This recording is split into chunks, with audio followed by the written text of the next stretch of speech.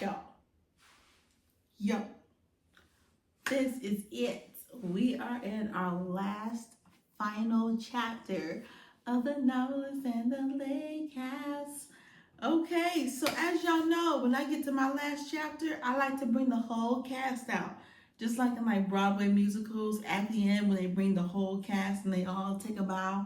Okay, so let's do this. First we got Brady, okay, our main character. We got Emily, and we got Stan. Okay. Now, of course, you know where I'm going. Talking about Tanya.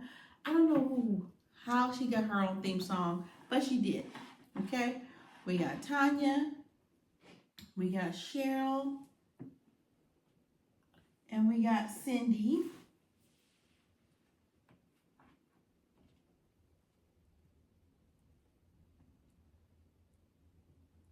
These two need a little help standing up. So let me see if I can get them together.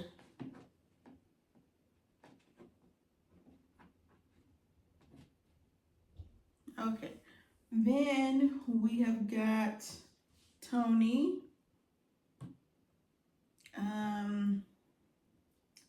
Janet. And I'm trying to remember who he was. He was the guy after Tony died in the second book. He was the guy from the third book. Did I write it down? What was his name, guys? Let me see if I can remember. Put it, if y'all remember, put it in the comments, okay? Put it in the comments so we can make sure that we, yeah. Put it in the comments so that way. Travis, that's who it is. Is it Travis? Yes. All right, Travis. Okay. All right, we have a whole cast. Look at all of the cast, guys. We've come so far. Okay, here we go. Okay, we have come so far, and I'm so proud of us.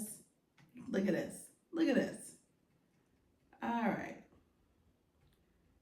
Okay, last chapter. This is our last chapter.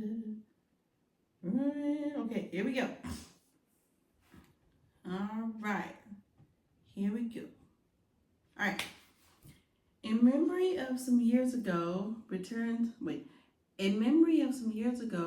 Emily.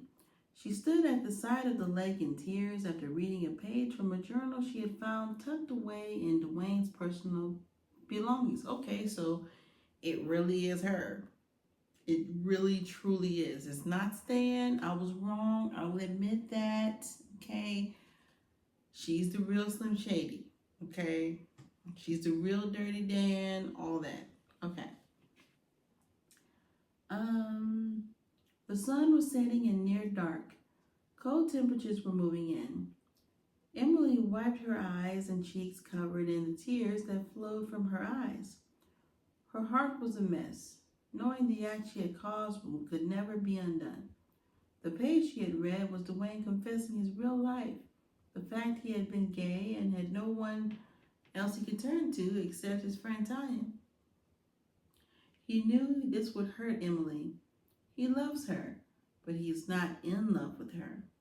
She read how he knew his family would not accept him, his friends would not accept him, and he had nowhere else to turn, and was tired and saddened by leading Emily on for so long.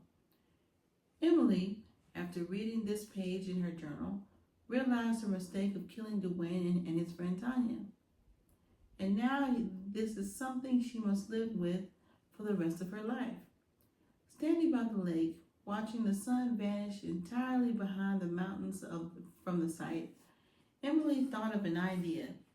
She would write a novel somewhat based on what had happened to help her cope with what she had done and to help her focus her obsession and rage. She would not create someone to help satisfy her needs, to help control her thoughts. She would create someone to help satisfy her needs, to help control her thoughts.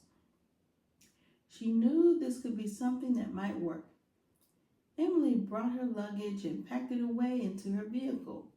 Stan walked outside through the front door, heading for the car. He got inside, and Emily started up the engine. Neither of them broke words with each other. He knew so much was on her mind, knowing this was her first trip to the lake house where she did not bring an actual person. Knowing this was her first trip to the lake house where she did not bring an actual person, despite Samuel and others being told she was alone. He knew this was her setup in recovery to fight her obsession and rage problems she deals with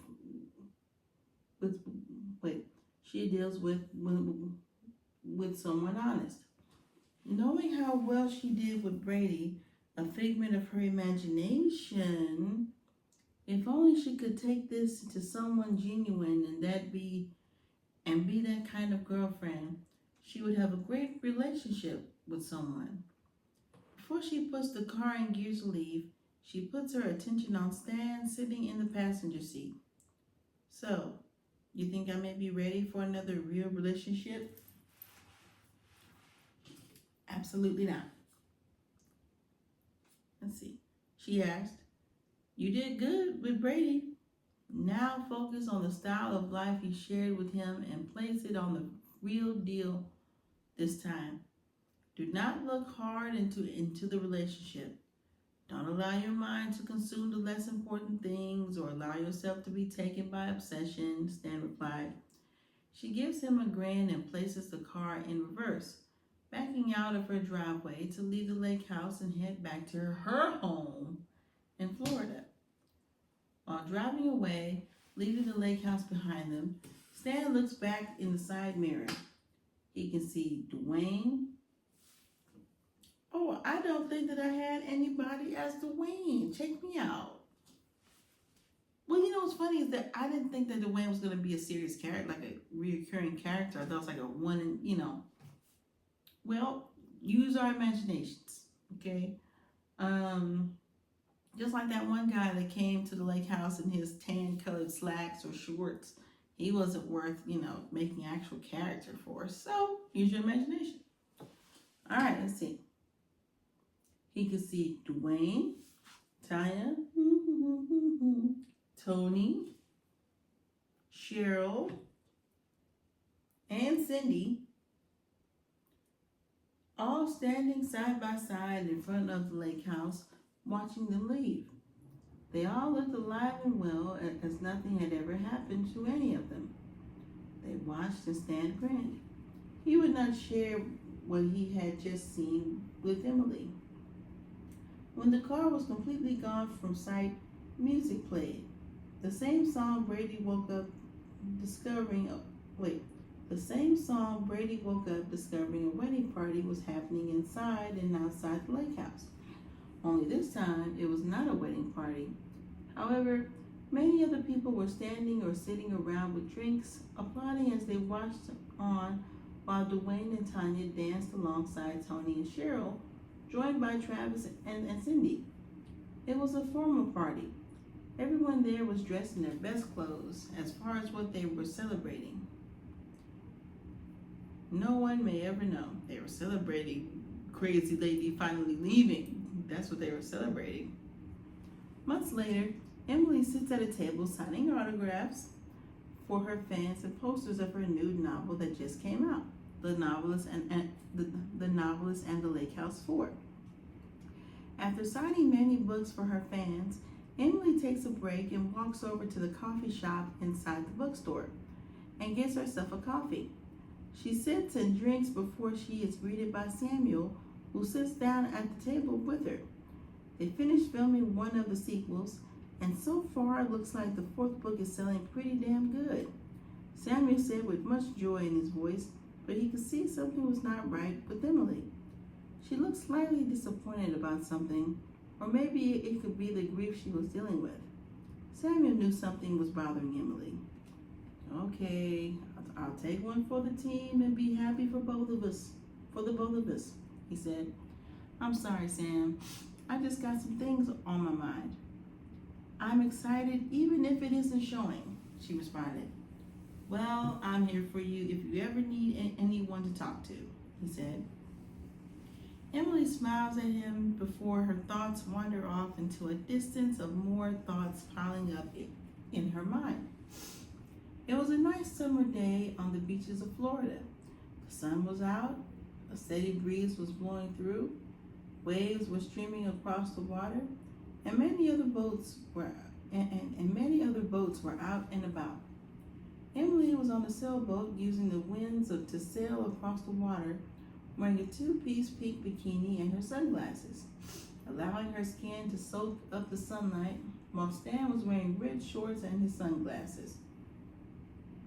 The two of them kissed, holding each other closely. Okay, so Stan is like her personal imagination piece. Like, okay.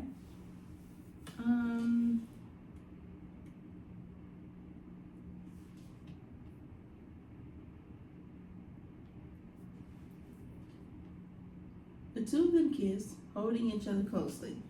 Emily knew that this could not go on forever. Stan knew this was something Emily could not do forever. The time would come when Emily must meet someone real again. The two of them stood at the wheel of the boat, kissing under the sunlight, each feeling the steady breeze brush past them, carrying the salty taste from the ocean into the air and over their skin. When other boats passed by, they never saw Stan and Emily kissing. They only saw a beautiful young woman at the helm sailing across the water alone, thus reminding her how potent her fantasy could be. Weeks later, midsummer in Florida, Emily and Stan both sat in the car parked in the parking lot across from the street from apartment buildings. Ooh, get some of this stuff here.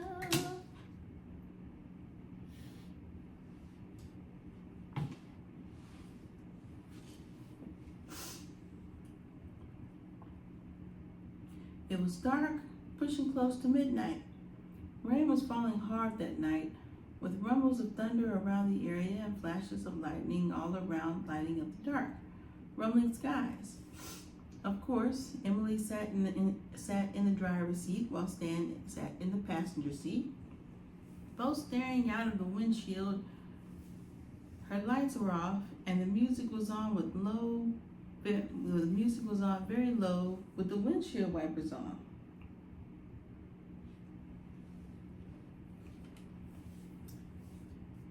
They both sat quietly for a while, staring out the windshield, looking out across the apartment buildings across the road in front of them. A light remained on inside one of the apartments, and inside, through the window, the curtain was open, allowing you to see inside. Inside, a man can be seen, only his back for now, though he was the same height as Stan, nice tan, built athletic-looking body with slightly long brown hair. He can be seen painting a portrait of an ocean with waves crashing around a sunny day, the sun with clouds and seagulls in the sky above. The guy does have some artistic skills, Stan said. Emily stared out her windshield through the rain at the man's back painting. The man was wearing only shorts and no shirt, but her eyes kept staring at the shape of his ass. Stan looks over and sees Emily nearly drooling from her mouth. Wait, so are y'all just parked and stalking a random man? He can see the lust in her eyes. He can only imagine just how wet she is over that man at this very moment. You've been lusting over this guy for years now? Oh, what years? Okay, you were stalking this man for years? I thought you just left the lake house. When do you make a move and get the weight over? Stan asked. I will finally make the move tomorrow. I'll visit him at his art gallery, Emily answered, never taking her eyes off the man in the apartment, painting with his back to the window. All Emily could think about was getting him naked and having her way with him. She knew Stan was right. She had been lusting for this man for years and had been putting it off for so long, trying to prepare her mind for him. This man was someone she was obsessed with. There's that obsessed word. Stan wasn't sure how to bring this next question up, but he knew it needed to be asked. He needed to know if Emily was ready for this and if she was up to the next challenge. Do you think your mind can handle this guy after Brady? He asked. She finally takes her eyes off the man and looks at Stan. I got this, she says as she talks to an imaginary person. I'm very well prepared, she answered, lifting her eyes back out of the windshield across the parking lot into the apartment window, watching the man of her dreams painting away. So, what happens if you find out he's taken? We know he isn't married. You've been gone long. He could have someone in his life by now, and I've seen how you are when he is dating someone, Stan said. Bitches come and bitches go. Bitches come, bitches go, she replied without ever taking her eyes away from the man of her dreams. Stan shook his head with a bit of concern. He was afraid of what could happen if this man turned her down, or if he was dating someone else. It could spell disaster, knowing how Emily thinks and how obsessed and crazy she can be. Relax, Stan. I got this, she assured him. They sit in the car a little longer, waiting for the man to finally turn around so she could look at his face again. He walks over to close the curtain after putting away his painting supplies, which he was finished with for the night. And when he faces the window to close the curtain, he's the same man as Stan and Brady. Wait.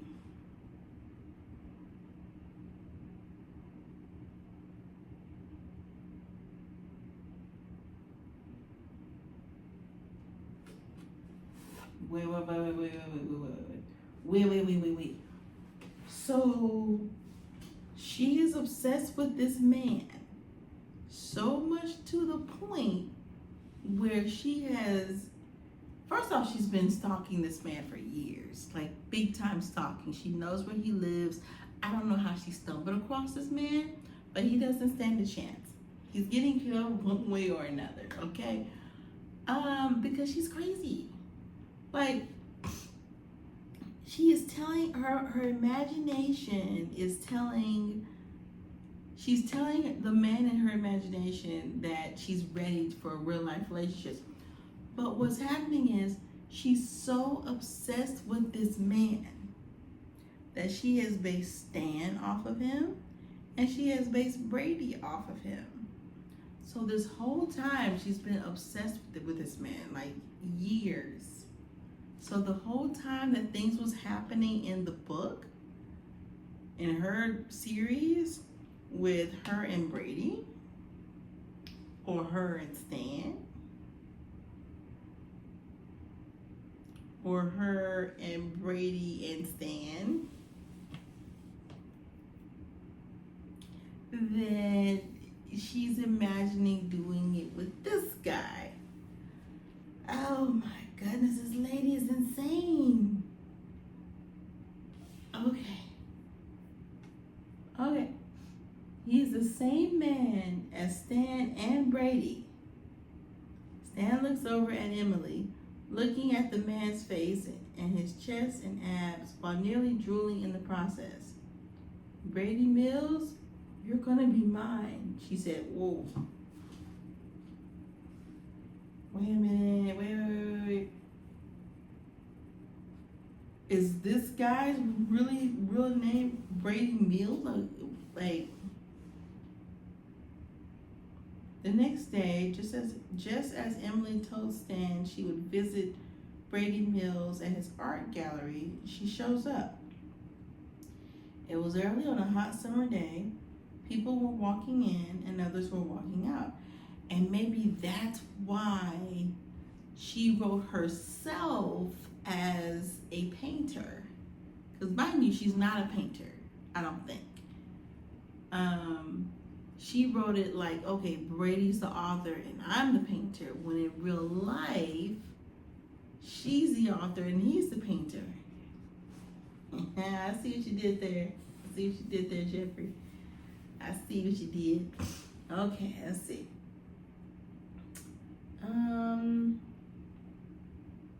Brady Mills was inside the art gallery, answering questions from onlookers and customers, when his eyes spotted Emily walking alone, checking out the paintings.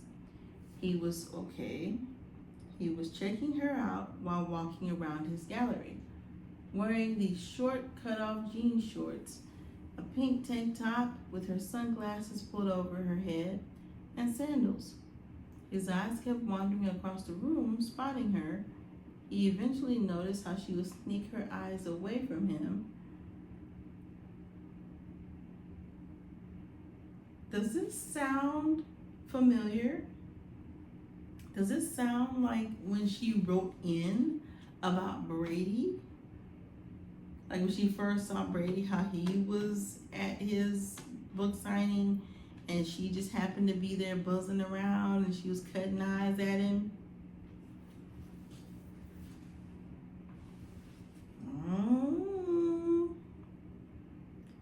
He eventually, just before his eyes landed hard on her, all he kept seeing was this redhead beauty walking around his gallery.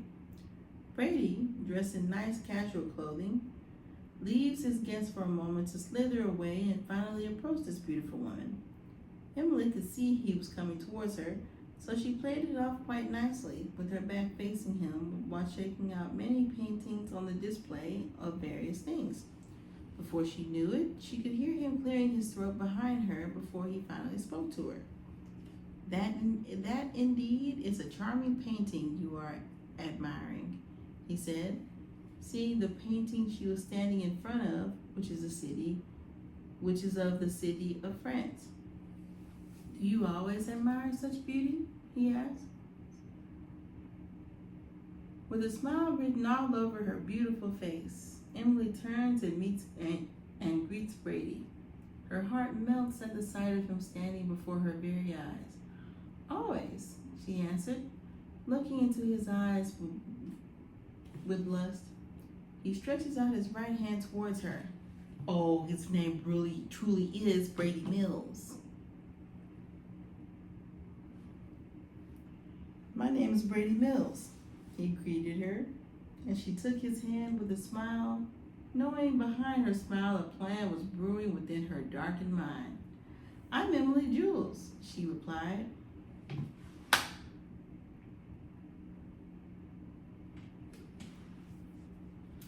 Sir, you are in danger. You need to run. You need to run, brother, run. Run, brother, run. Run, brother, run. This lady is going to kill you. This is a whole scheme. Yes, Brady. Perfect timing. You need to run, my man. Run, brother. Okay, so this was insane. Okay, so first let's just talk about it, okay? I was completely wrong. I thought this was gonna be I thought that like she was going to be the one to really kill him and all that stuff, like the actual, I thought she was like a real witch. I thought that maybe, she knew some witchcraft, there's the Appalachian Mountains, all these different things. I'm thinking that she's a witch, right? I'm thinking, okay, she's gonna be the thing, because again, I'm thinking like she really, like Jeffrey Harris wants us to think that, okay, she's different.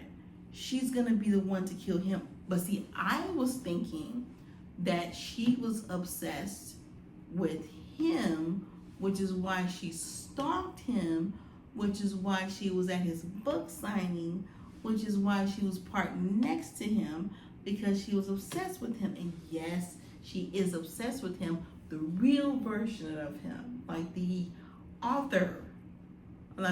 the artist, the painter, version, like the true Brady Mills. Okay, we had a whole argument and fight over who was the real Slim Shady, because we were like, okay, is it Brady writing this? Is it Emily writing this? Or I was wrong once again, because I thought for sure that like Stan was like the true mastermind controlling both of them, but that was not the case. Like so many things, you know. I really like how the author Jeffrey Harris, how he was able to write the storyline, but then change it to where, you know, you really think this stuff is happening, and then you find out, oh, this is their imagination. This is Brady's imagination running away with him again. Not the case. This lady is insane, okay? Like, I knew she was insane, but I didn't know she was that insane, if that makes sense. Like, I knew she had her quirks, but I did not know that she was that much. But again, going back to the earlier chapters again, well, no. Okay, so again, for years, she has been stalking this man to the point where wait a minute, wait. In her book, she names the man Brady, does she not? So with her naming him Brady, hopefully she drops the last name Mills, I hope. She's gonna drop the last name Mills, surely, right? She's gonna get, I mean, I'm sure she's gonna mask it in some other way, but yeah, she's, again, this Jeffrey Harris, this has been an extreme pleasure reading this book. Like, the fact that I keep thinking that I know what's gonna happen, and then, you know what I mean? Like, and just it's deeper than, like, it's the way that he formats things. He's an excellent storyteller. Like, he really has you truly thinking that Stan is a real person. Like, this whole time, like, we know that Stan is a part of her imagination, but we also think that there's something different to him because, again, she's killed all these people, right? And so it's just the way that he is able to format his passages and format his chapters. I'm a big person on organization. Like, I love an organized book, chapters organized. I'm really big on that layout. And he laid it out so well to where everything made sense. Everything added up. And thank you so much for not jamming and rushing it all in at the end, because sometimes in books, you know, we as authors, like, we get to that last like chapter and we just jam pack all of it, and he's not doing that. Like, I'll say like chapter like 19 is when it started, like bah, bah, bah, bah, and but it eases you into it. You're not just bombarded with all this stuff. And so that fight scene with those two, the fight scene with him, with Brady and Emily,